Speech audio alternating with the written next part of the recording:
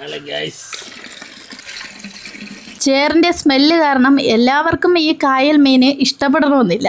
എന്നാലേ ഈ ചേറ് സ്മെല്ല് എങ്ങനെ കളയാമെന്ന് നമുക്ക് നോക്കാം. മീൻ മേടിക്കാൻ പോയപ്പോൾ അവിടെ മീൻ പിടിച്ചുകൊണ്ടിരുന്ന അമ്മാവന്മാരാണ് ഈ സൂത്രം പറഞ്ഞു തന്നത്. അങ്ങനെ നമ്മൾ കട്ടിങ് സ്കില്ല് തുടങ്ങിയിരിക്കുകയാണ്. ചെതുമ്പൽ കളയാന്ന് പറഞ്ഞ ആദ്യത്തെ പരിപാടി.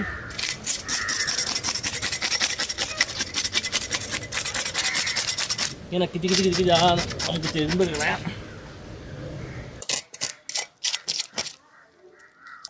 ഇതിൻ്റെ മുള്ള് സൂക്ഷിച്ച് വേണം കട്ട് ചെയ്യാനായിട്ട്. ഭയങ്കര ഡേഞ്ചറാണ് കേട്ടോ. കണ്ടത് ഭയങ്കര വാത്തലയാണ് ഈ സാധനം.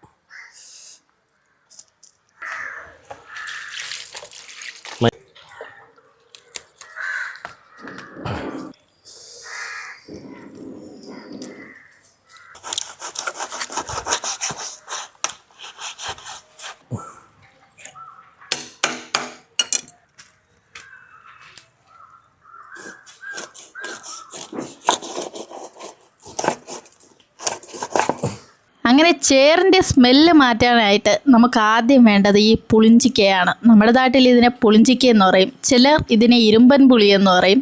അങ്ങനെയൊക്കെ അറിയപ്പെടുന്ന ഒരു സാധനമാണ് കേട്ടോ ഇത്. അപ്പോൾ ഇത് ആവശ്യത്തിന് പറിച്ചെടുക്കുക. ഇനി കഴുകി വൃത്തിയാക്കി വെച്ചിരിക്കുന്ന ഈ മീനിലേക്ക് അല്പം മഞ്ഞൾപ്പൊടി, കുറച്ച് ഉപ്പ് ഇതൊക്കെ ചേർത്ത് നന്നായിട്ട് പുരട്ടി വയ്ക്കുക.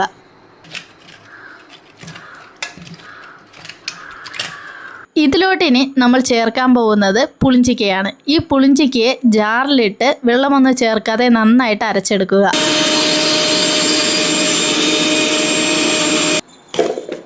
പിന്നെ ഇതിനെല്ലാം സഹായിക്കുന്നത് എൻ്റെ മകനാണ് ഇതെല്ലാം അരച്ചു തന്നത്. അപ്പോൾ ഈ പുളിഞ്ചിക്കയെ ഇതിലോട്ട് ഒഴിച്ചു കൊടുത്തിട്ടുണ്ട്. ഇനി ഇതൊരു 10 മിനിറ്റ് മാറ്റി വയ്ക്കുക.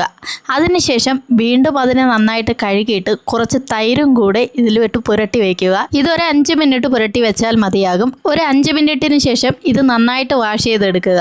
കഴുകി വൃത്തിയാക്കി വെച്ചിരിക്കുന്ന ഈ മീനിലേക്ക് ഇഞ്ചി വെളുത്തുള്ളി പേസ്റ്റ്, മഞ്ഞൾപ്പൊടി, മുളക് പൊടി, കുരുമുളക് പൊടി, ആവശ്യത്തിന് ഉപ്പും ചേർത്ത് കുറച്ച് കറിവേപ്പിലയും കൂടെ ഇട്ട് ഇത് ഒരു 30 മിനിറ്റ് മാരിനേറ്റ് ചെയ്യാൻ വെക്കുക. ഇതിന് 30 മിനിറ്റ് ഞാൻ ഫ്രിഡ്ജിലാണ് സൂക്ഷിക്കുന്നത്. സമയമാകുമ്പോൾ ഇനി എടുത്ത് ഫ്രൈ ചെയ്താൽ മാത്രം മതി. അങ്ങനെ മാരിനേറ്റ് ചെയ്യുമ്പോൾ നല്ലപോലെ ഉപ്പും അതിൻ്റെ മസാലയും എല്ലാ കഷ്ണങ്ങളിലും പിടിച്ചിരിക്കും. ഞാൻ ഒരുപാട് ഡീപ്പ് ഫ്രൈ ആക്കില്ല, എന്നാലും നല്ലപോലെ ഫ്രൈ ചെയ്തെടുത്തിട്ടുണ്ട്. പക്ഷേ ഇളക്കിയെടുത്ത പോലെ ഒന്ന് പൊടിഞ്ഞു പോയി കേട്ടോ. അതുകൊണ്ട് ഭംഗിക്കുറവുണ്ട്, എന്നാലും ടേസ്റ്റ് ഒരു രക്ഷയില്ല. എന്തായാലും അമ്മാവൻ പറഞ്ഞ ട്രിക്ക് കൊള്ളാം കേട്ടോ. ഇനി ഈ മീൻ വാങ്ങുമ്പോൾ ഇതുപോലെ ഒന്ന് നിങ്ങൾ ട്രൈ ചെയ്ത് നോക്കിയാൽ മതി. സൂപ്പറായിട്ടുണ്ട്. അല്ലെങ്കിൽ ഞാൻ അങ്ങനെ കഴിക്കില്ല.